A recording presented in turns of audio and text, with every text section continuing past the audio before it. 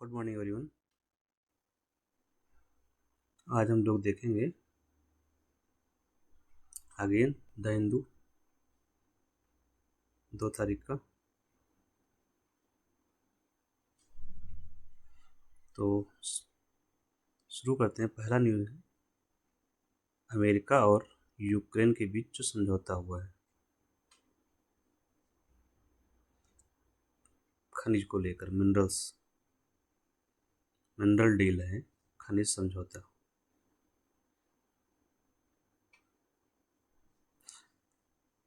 हमेशा जब ऐसी चीज़ें होती हैं तब याद रखिए कि केंद्र में क्या है। मिनरल्स को लेकर समझौता हुआ है किसके बीच में? अमेरिका और यूक्रेन के बीच में। ठीक है,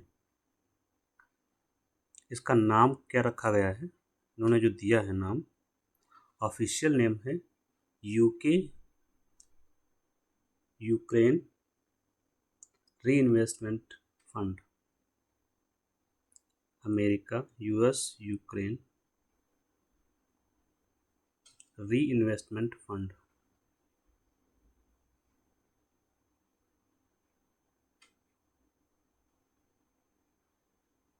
ये नाम है इसका।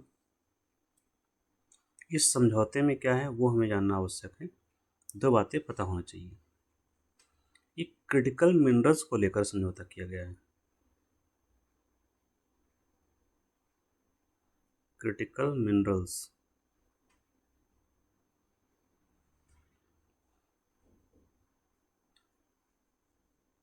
को लेकर समझौता हुआ है।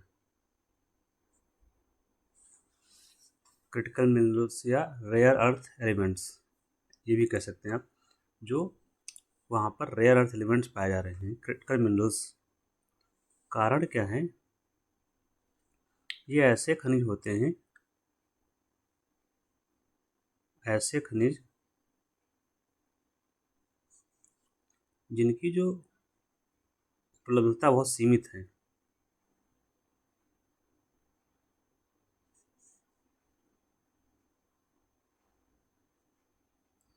लेकिन ज़रूरत बहुत ज़्यादा होती है। ठीक है, जैसे स्ट्रैटेजिक उद्देश्यों के लिए आपको एयरक्राफ्ट बनाना है, रडार्स हैं, पनडुब्बी हैं, तो इसमें बहुत ही ज़रूरत पड़ती है ऐसे मिनरल्स की। और इसकी है कमी, जो कि यूक्रेन के पास पर्याप्त है। अब यूक्रेन ने ऐसा समझौता क्यों किया? इससे क्या होगा कि अमेरिका को यूक्रेन के क्रिटिकल मिनरल्स तक पहुंच मिल जाएगी। हुआ समझौता क्यों? क्योंकि जो यूक्रेन का वार चल रहा है, यूक्रेन वर्सेस रूस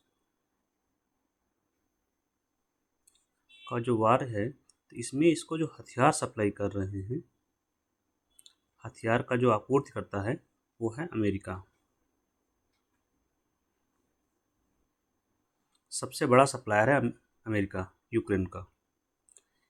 तो अमेरिका ने हथियार के बदले कहा कि अगर हमारी सहायता चाहिए तो हमको ये मिनरल्स तक पहुंच दीजिए, हमको अपने खनिज रिसोर्स दे दो, खनिज संसाधन पर अधिकार दे दो। ये भी खुले ओपनली डील हुई थी जब यूक्रेन के प्रेसिडेंट जेलेंस्की गए थे अमेरिका में, तो काफ़ी विवाद भी हुआ उस पर, सिर्फ इन्हीं रिसोर्सेज को लेकर के। तो इसीलिए यूक्रेन को बाध्य होना पड़ा ये करने के लिए। तो यूक्रेन ने बाध्य होकर किया है समझौता, क्योंकि अमेरिका ने सैन्य सहायता देने से मना कर दिया। अमेरिका इन द सेंस जो वहाँ के प्रेसिडेंट हैं मिस्टर डोनाल्ड ट्रंप ने। तो ये बाध्य होकर इन्हें करना पड़ा ये समझौता खनिज को लेकर। यहाँ एक और बात है आवश्यक जो आपको जाननी चाहिए। रसिया और यूक्रेन को लेकर जो विवाद है, युद्ध की स्थिति चल रही है, उस पर समझौता करने का प्रयास कौन करवा रहा है? अमेरिका करवा रहा है। ठीक है, तो यहाँ पर इतना ही हमारे लिए न्यूज़ था। नेक्स्ट देखते हैं। जीएसटी कलेक्शन को लेकर के आया है। जीएसटी कर संग्रह में वृद्धि न्यूज़ में था। इतनी न्यूज़ है, हमें अपने मतलब का ये देखना है।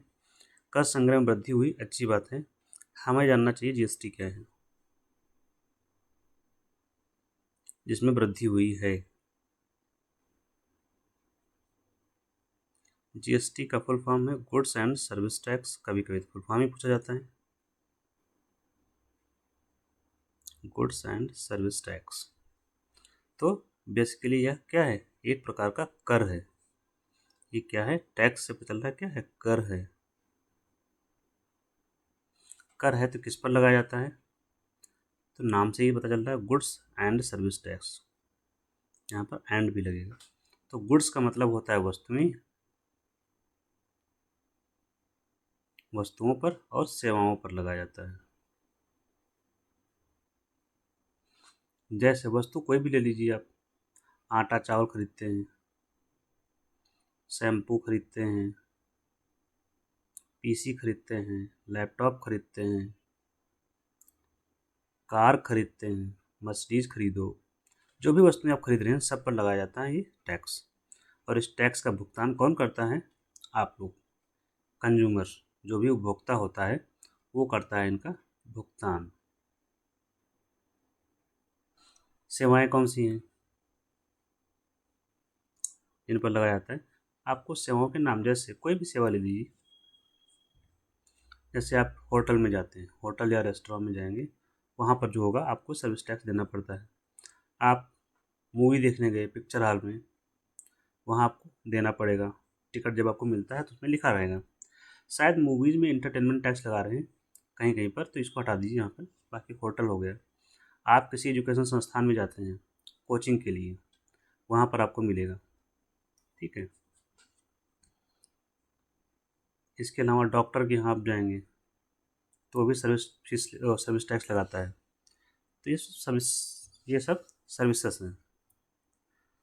अब एक और बात क्या है इसकी, इसमें क्या है, पूरे देश में एक ही रेट है टैक्स का, एक देश एक बाज़ार, पूरे देश में एक टैक्स।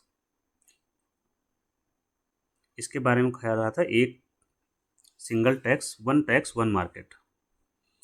इसका मतलब क्या है वन टैक्स वन मार्केट का, एक वस्तु पर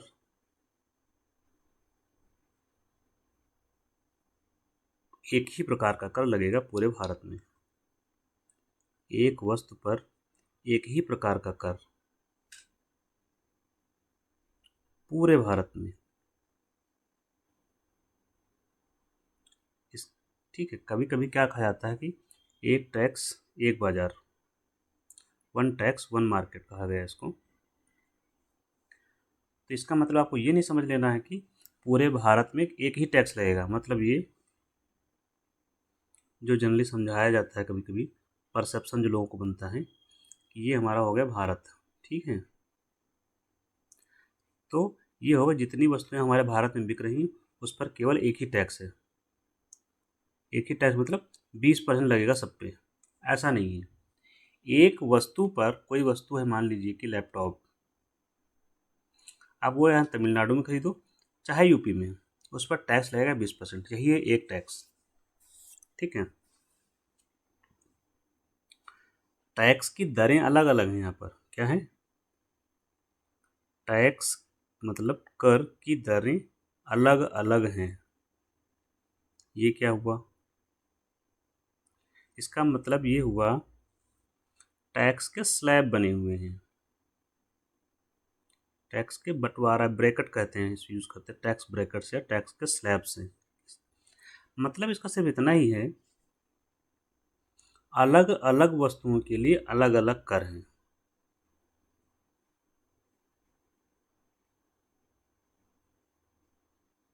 के लिए टैक्स की दर अलग अलग है।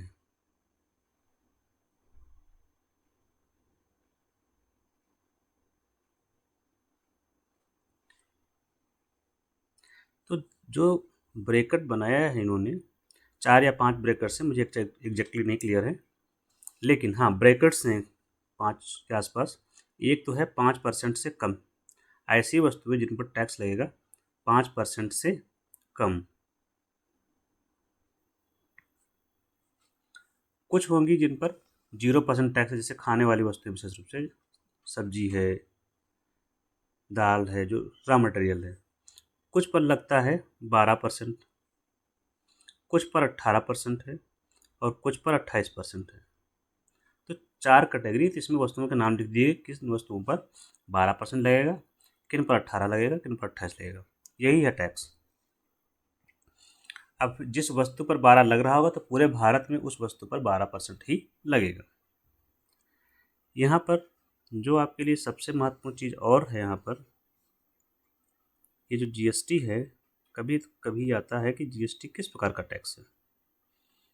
जीएसटी टैक्स है अप्रत्यक्ष कर है, डायरेक्ट टैक्स नहीं है।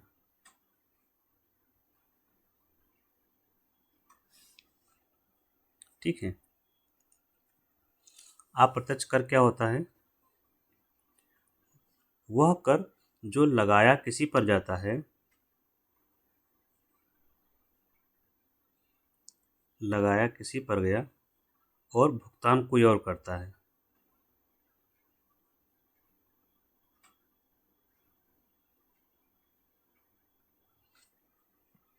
जैसे कि ये है सरकार, इसने लगाया जो कार मैन्युफैक्चरर है उस पर जीएसटी। ठीक। अब ये नीचे होलसेल वाला जो है कार परचेज किया, इसके बाद रिटेलर के पास आई कार। ठीक। अब ये जब बेचा मिस्टर को, इनको, तो कार की कीमत मान लीजिए यहाँ पर 5 लाख थी।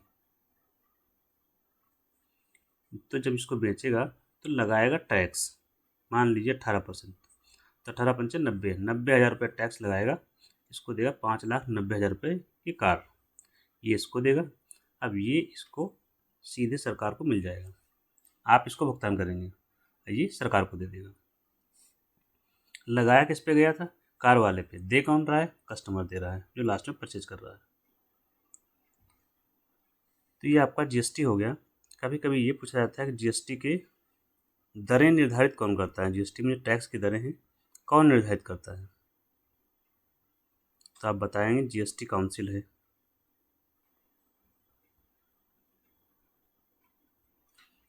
जीएसटी काउंसिल, काउंसिल का हिंदी होता है परिषद। ठीक। कभी कभी तो ये भी पूछ लेंगे कि इसकी अध्यक्षता कौन करता है, तो आप बताएंगे वित्त मंत्री।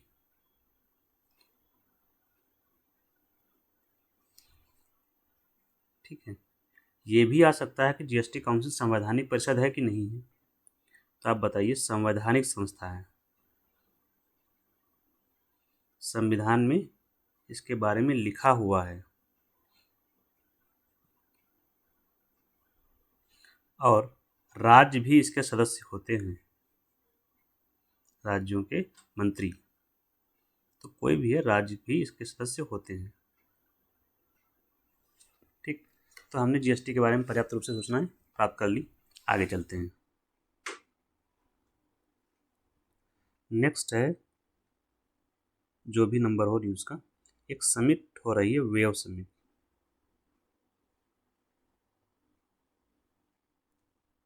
समिट को बोलते हैं समिट।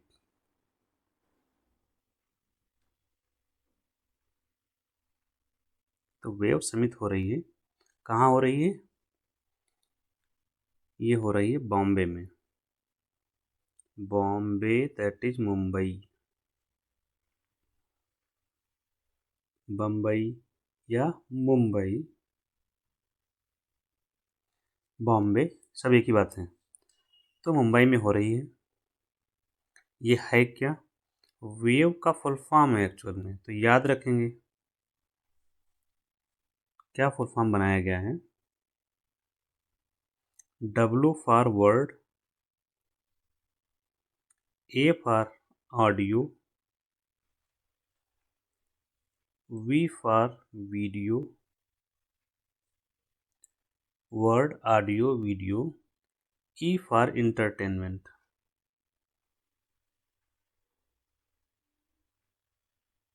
और समिट आगे लग जाएगा। एक तो समिट ये होता है, दूसरा समिट का मतलब इंग्लिश में होता है शिखर पर, जो सर्वोच्च है। तो ये फुल फॉर्म हो गया world audio video entertainment summit, जो मुंबई में हो रही है। यहीं पर एक रेफरेंस आया है अरेंज इकोनॉमी का, प्रधानमंत्री जी ने अरेंज इकोनॉमी का जिक्र किया है। तो आपसे पूछा जा सकता है कि अरेंज इकोनॉमी क्या होता है। तो just you have to tell कि जो क्रिएटिव इकोनॉमी होती है,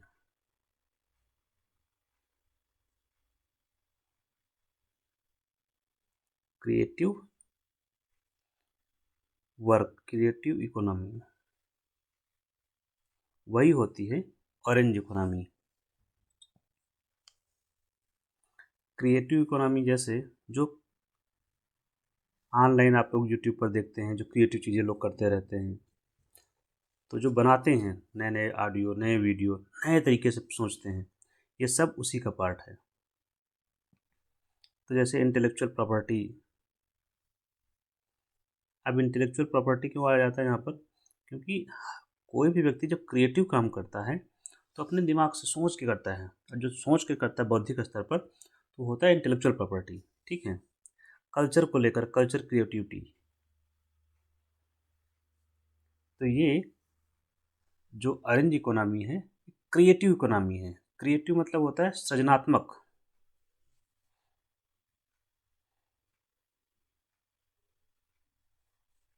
इकोनॉमी अर्थव्यवस्था।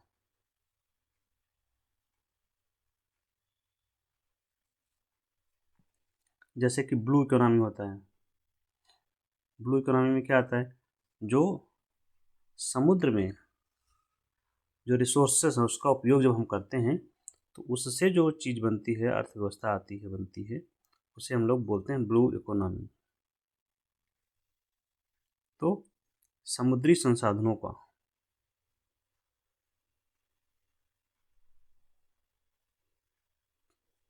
समुद्री संसाधनों का दोहन, दोहन कुछ भी करिए लेकिन सतत करिए, सस्टेनेबल होना चाहिए।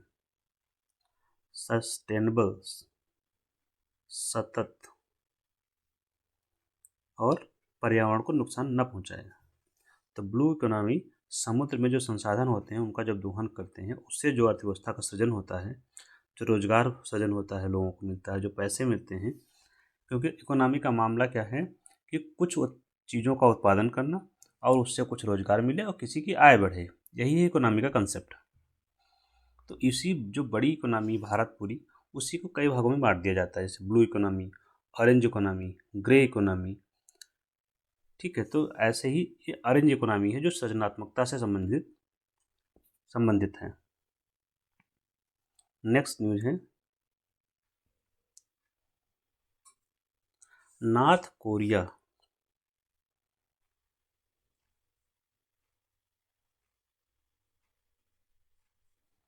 उत्तरी कोरिया ने एक जहाज का उत्खनन किया है, वारशिप,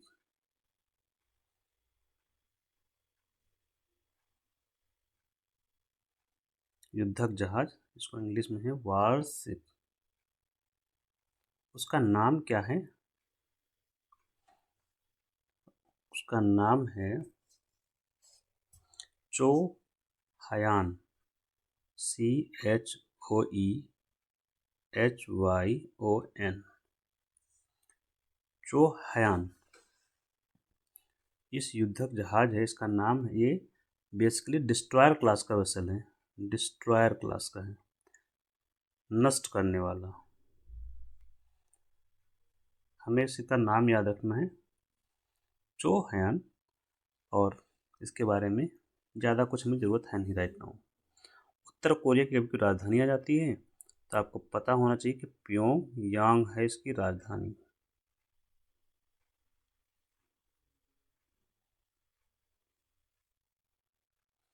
ऐसा कहा जा रहा है कि इस जहाज को बनाने में रूस ने मदद की है, तो ये इसमें है। इसका मतलब सिर्फ ये हो रहा है कि उत्तर कोरिया और रूस के बीच संबंध मजबूत हो रहे हैं। कारण क्या है, रसिया और यूक्रेन जो वार हुआ है नहीं, हो रहा है, उसमें यूक्रेन ने अपने सिपाही भेजे हैं रसिया की तरफ से। सिपाही मतलब सैनिक भेजे हैं। तो इसका मतलब क्या है, दोनों के बीच संबंध मजबूत हो रहे हैं। अभी एक और समझौता हुआ है, रसिया और यूक्रेन दोनों एक रोड ब्रिज बना रहे हैं, दोनों, जो कनेक्ट करेगा इन दोनों को। तो संबंध तो मजबूत हो रहे हैं। नेक्स्ट है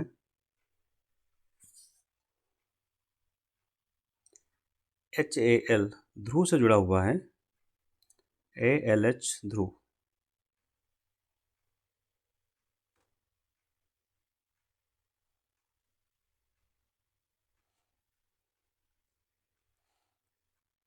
ALH, ध्रुव। ध्रुव क्या है? ALH का फुल फॉर्म है एडवांस्ड लाइट हेलीकॉप्टर। यहाँ लाइट का मतलब है हल्के। लाइट होता है, इसका मतलब होता है लाइट, हल्का। आपने सुना होगा कभी कभी कि जब कपड़े लेने जाते हैं लाइट कलर वाले कपड़े दीजिए, तो लाइट का मतलब हल्के रंग के कपड़े दीजिए। ठीक है, लाइट का मतलब प्रकाश भी होता है, और लाइट कलर, लाइट थिंग्स, तो हल्की वस्तुएं, हल्के रंग। तो ये हल्का हेलीकॉप्टर है जिसका नाम रखा गया था ध्रुव। न्यूज़ में क्यों है ध्रुव का? इसको बनाया है HAL ने। HAL, Hindustan aeronautics limited. Full form पूछ लिए जाते हैं। हिंदुस्तान एरोनॉटिक्स लिमिटेड, इसी ने बनाया है एडवांस लाइट हेलीकॉप्टर ध्रुव को। इनको जो है क्या हुआ था, एक दुर्घटना हो गई थी जनवरी में। इसी हेलीकॉप्टर के साथ में इंडियन कोस्टल गार्ड के पास था ये हेलीकॉप्टर, और दुर्घटना हो गई तो उसमें जो क्रू मेंबर्स थे 3 लोग, वो शहीद हो गए। तो इस दुर्घटना के बाद क्या हुआ कि आर्म फोर्सेज के पास, जो आर्मी के पास भी थे ये जहाज, और एयर फोर्स के पास थे हमारी, तो ये जो ध्रुव हेलीकॉप्टर थे इन सब ग्राउंड कर दिया गया था, मतलब चलाने पर रोक लगा दी गई थी, अब इनका यूज़ नहीं किया जाएगा। तब तक उसके बाद क्या हुआ, HAL ने जांच की। जांच में पाया गया कि कोई दोष नहीं है, त्रुटि। और जब त्रुटि नहीं है तो इनको फिर से अनुमति दे दी गई है चलाने की, इनको अब चालू कर सकते हैं। तो क्लियरेंस मिल गई है, फिर से ध्रुव हेलीकॉप्टर उड़ान भर सकते हैं। ठीक है, नेक्स्ट क्या है? नेक्स्ट है NHRC द्वारा कुछ निर्देश दिए गए हैं। आपको पता होगा इसमें हीट वेव्स चल रही हैं।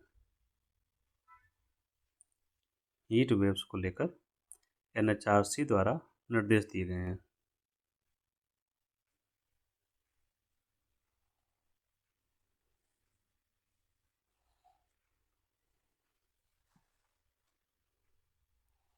हमें इसमें क्या जानना जरूरी है कि NHRC ये भी कर सकता है किसी मामले को लेकर जहां मानवाधिकार का उल्लंघन हो रहा हो, वहां वह राज्य को निर्देश भी दे सकता है, पहली बात। दूसरा मामला हमारा हीट वेव्स का है। हीट वेव्स को डिजास्टर कहा जाता है। हीट वेव्स या सन स्ट्रोक्स, सॉरी, हीट वेव्स को सन स्ट्रोक नहीं कहते हैं। हीट वेव्स जो होता है उसे हीट स्ट्रोक या सन स्ट्रोक कहा जाता है। हीट वेव्स क्या होती हैं, जब गर्मी के महीनों में जब तापमान 40-45 डिग्री पहुंच जाता है, तो ये स्थिति होती है कि अब हीट वेव्स चल रही हैं। तो ऐसे में प्रभाव क्या होता है, इसका प्रभाव ये होता है कि जो लोग बाहर रह रहे हैं, जो सुभेद्य वर्ग है, कौन सा वर्ग, वल्नरेबल है, इसका प्रभाव ये होता है कि हीट वेव्स की वजह से हीट स्ट्रोक या सन स्ट्रोक, तो ये जब होता है, पानी की कमी हो गई तो मृत्यु हो जाती है, डेथ। और NHRC ने आंकड़ा दिया है पिछले 2018-2022 के बीच लगभग 3700 लोग मर गए हीट स्ट्रोक से। तो ये अब फिर गर्मी हो रही है, इस समय हो रही है, बहुत तेज़ चल रही है, तो ये समस्या ना हो, मतलब लोगों की डेथ ना हो या उसको कम किया जा सके प्रभाव को, इसलिए कहा है कि इनके लिए पर्याप्त रूप से व्यवस्था राज्यों के द्वारा की जाए। ठीक है। सुभेद्य वर्ग कौन कौन सा है? जैसे स्कूल में बच्चे जाते हैं पढ़ने के लिए, वृद्ध कभी कभी बाहर निकल रहे हैं किसी वजह से, ठीक है, या कुछ लोग जैसे होमलेस हैं, मतलब इनके पास घर नहीं है वो, या जो लोग बाहर काम करते हैं, आउटडोर वर्कर्स, मतलब जैसे कंस्ट्रक्शन साइट पर जो लेबर्स काम कर रहे हैं, ठीक है, ये सब आउटडोर वर्कर्स हैं। जो खुले में काम कर रहे हैं, आप लोग समझिए सीधे, जो लोग खुले में काम कर रहे हैं ओपन में, वो उन वर्कर्स, तो ये सब उस क्लास में है क्योंकि इनके पास कोई सुविधा नहीं होती है। तो कहा कि जो सुभेद्य वर्ग है, इसी वर्ग को, इन लोगों को पब्लिक स्पेस मतलब सार्वजनिक स्थानों पर इनके लिए क्या व्यवस्था की जानी चाहिए? गर्मी है तो क्या हो, पानी होना चाहिए, पीने का पानी, पंखे लगा दिए जाएं, और अगर इनका कम्युनिटी हॉल है कुछ वैसा, तो वहाँ पर वेंटिलेशन की व्यवस्था की जाए। वेंटिलेशन मतलब घर में हवा का आना जाना लगा रहे, दैट इज वेंटिलेशन। ठीक है, कि इस तरह, जैसे मान लीजिए ये घर है, तो इधर से आपका विंडो है, यहाँ से हवा आई, इस तरफ से निकल गई, तो कहते हैं वेंटिलेशन ठीक है यहाँ पे। तो एनएचआरसी के द्वारा जो दिशा निर्देश दिए गए हैं वो हीट वेव्स को लेकर दिए गए हैं कि लोग जो सुभेद्य वर्ग है उसकी रक्षा की जा सके, उसके मानव अधिकारों की रक्षा हो सके, इसलिए दिया गया है ये दिशा निर्देश। अच्छा, इतना होगा तो मेडिकल सप्लाई भी होनी चाहिए। मान लीजिए कोई दुर्घटना घट जाए तो एक बेसिक चीज़ें वहाँ पर उपलब्ध हो ताकि जान बचाई जा सके। ठीक, तो हीट वेव्स आपदा भी है।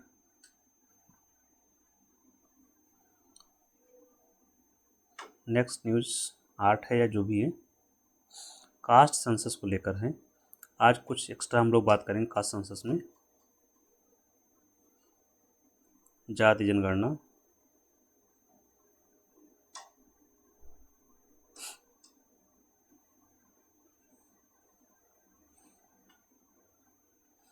सरकार ने कहा है कि हम जाति जनगणना करवाएंगे। तो जो 2021 की जनगणना अभी होनी है, क्योंकि 2021 की कोरोना की वजह से नहीं हो पाई थी, तो अब होगी जनगणना 2021 वाली। इसी जनगणना के साथ में ही हम जातिगत जनगणना भी करवा लेंगे।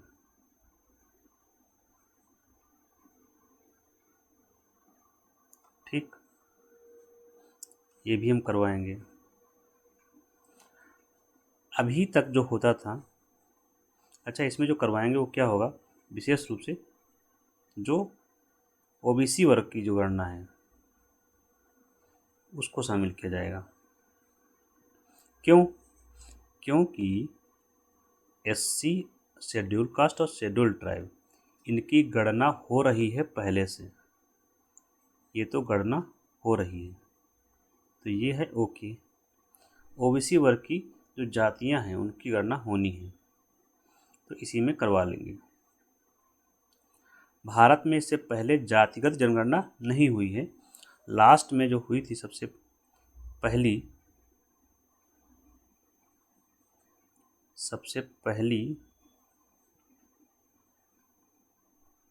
जातिगत जनगणना, कास्ट सेंसस, हुआ था 1931 में। तो आपको याद रखना है कि सबसे पहली जातिगत जनगणना भारत में 1931 में हुई, वो आखिरी भी थी, इसके बाद नहीं करवाया गया। ये कब हुई है? स्वतंत्रता से पहले हुई है। 1931 तो आज़ादी से पहले आता है, तो स्वतंत्रता के पहले हुई थी। क्वेश्चन अब ये आता है कि स्वतंत्रता के बाद क्या हुई है जातिगत जनगणना? तो स्वतंत्रता के बाद कोई भी जातिगत जनगणना नहीं हुई है। तो स्वतंत्रता के बाद होने वाली ये पहली जनगणना होगी जो जाति आधारित होगी। ठीक है, तो इसमें SC ST के अलावा जातिगत बाकी जातियों को भी शामिल किया जाएगा जनगणना में। पॉलिटिकल एस्पेक्ट, यहाँ पर पॉलिटी का जो एस्पेक्ट ये है जनगणना, जिसको हम लोग सेंसस भी कहते हैं, कौन करवाता है? पहली बात ये किसके अंडर में आता है? तो ये संघ सूची का विषय है, मतलब ये राज्य नहीं करवा सकते। संघ सूची का विषय है। 7वीं अनुसूची में 3 अनुसूचियां हैं ना, तो उसमें संघ सूची का विषय है ये। इसको करवाते हैं कौन से कानून से? एक कानून बना है इसके लिए, सेंसस एक्ट, जनगणना अधिनियम। कभी कभी यही पूछा जाता है जनगणना अधिनियम कब का है। तो 1948 का जनगणना अधिनियम है, जिसे सेंसस एक्ट बोलते हैं, भी बोलते हैं। उसके तहत जनगणना करवाई जाती है। अब यहाँ अगर जातिगत जनगणना करवानी है तो इस अधिनियम में क्या करना पड़ेगा? संशोधन। तो संशोधन के लिए नया बिल लाया जाएगा जो इस अधिनियम में संशोधन करेगा। दूसरी बात यहाँ आपको, ये करवाता कौन है? केंद्र सरकार तो करवाती है। केंद्र सरकार का कौन सा विभाग करवाता है? तो केंद्र सरकार का जो विभाग है उसका नाम है, ऑफिस का नाम रजिस्ट्रार जनरल और सेंसस कमिश्नर।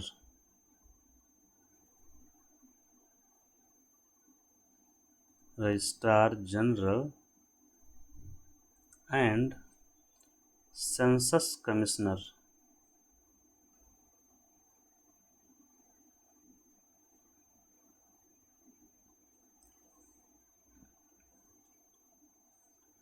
के द्वारा जनगणना करवाई जाती है।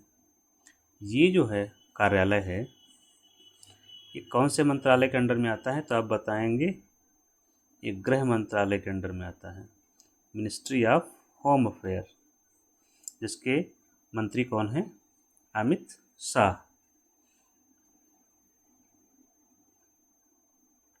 महापंजीयक जनगणना महापंजीयक कार्यालय के द्वारा कुछ कराया जाता है। इसका हिंदी देख लीजिएगा क्या होता है, नहीं ऐसे ही याद रखेंगे, कोई दिक्कत नहीं है। Registrar general and census commissioner के द्वारा करवाया जाता है, जो कि गृह मंत्रालय के अंतर्गत काम करता है। अच्छा, इसका फ़ायदा क्या होना और क्यों करवाना जाना है, ज़रूरी भी है।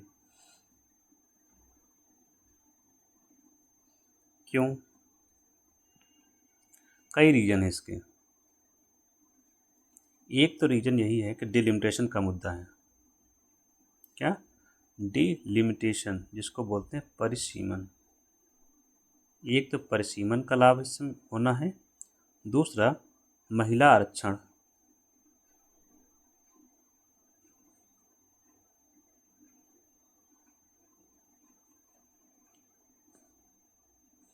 परिसीमन क्या होता है? जो कॉन्स्टिट्यूएंसीज होती हैं, निर्वाचन क्षेत्र होते हैं, इनको बोलते हैं हम लोग, निर्वाचन क्षेत्रों का पुनर्निर्धारण होता है। बस पुनर्निर्धारण मतलब दोबारा से निर्धारित किया जाएगा।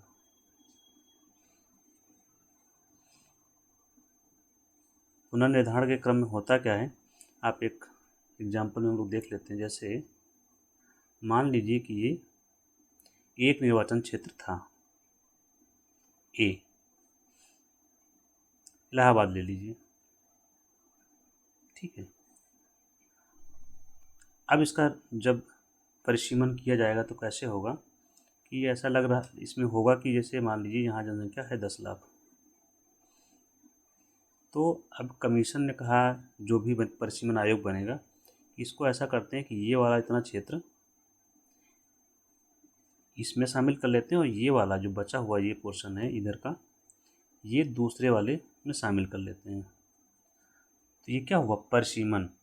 कुछ क्षेत्रों को इधर से उधर करना, इसका उसमें उसका उसमें मिलाना और एक नया निर्वाचन क्षेत्र बनाना, इस तरह से कि सभी निर्वाचन क्षेत्रों की जनसंख्या लगभग समान हो। इसी को बोलते हैं परिसीमन, ठीक है। और इसका निर्धारण होता है जनसंख्या के आधार पर, क्योंकि हर निर्वाचन क्षेत्र की, जैसे यूपी की हम बात करेंगे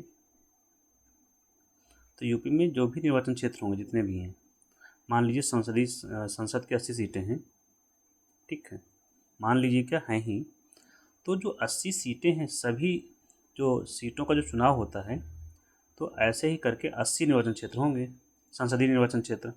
तो उनकी जो जनसंख्या होगी लगभग इसकी भी बराबर होगी, इसकी भी बराबर होगी, इसकी भी बराबर होगी, जितने भी 80 होंगे ऐसे, तो सबकी जनसंख्या लगभग बराबर होती है, ठीक है।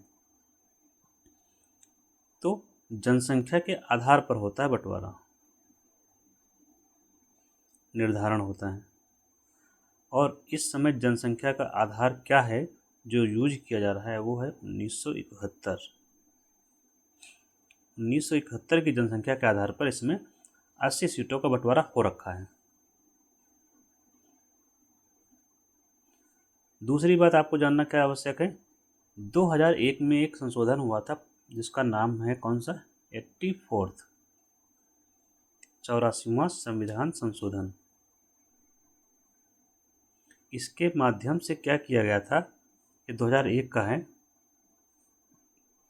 2026 तक परिसीमन पर रोक लगी थी कि 2026 तक जो है इनकी सीमाओं का रेखा पुनर्निर्धारण नहीं किया जाएगा। अब 26 आने वाला है अगले साल, इसका मतलब 26 के बाद जैसे ही 27 में होगा जनगणना, तो उसके बाद सीमाओं का निर्धारण किया जाएगा। महिला आरक्षण में भी यही प्रावधान है कि जो भी अभी एक्ट जो संशोधन हुआ है महिला आरक्षण को लेकर के संविधान में, उसमें लिखा है कि इसके बाद जो पहली जनगणना होगी उसी में इनके आरक्षण की व्यवस्था की जाएगी। तो पहली जनगणना यही हो रही है। तो दो पर्सपेक्टिव से ये जनगणना बहुत ही इम्पोर्टेंट है। यहाँ जब परिसीमन होगा तो दो चीज़ों का होगा, एक तो विधानसभा की जो क्षेत्र हैं उनका, और संसदीय क्षेत्र जो होंगे, संसदीय क्षेत्र लोकसभा का जो निर्वाचन क्षेत्र है वो, इन दो चीज़ों का पुनर्निर्धारण होना है। तो ये सब पूरा उससे जुड़ा हुआ भी है, केवल कास्ट सेंसस से ही नहीं है कि उतना ही मामला है, इसके आगे भी है, ठीक है।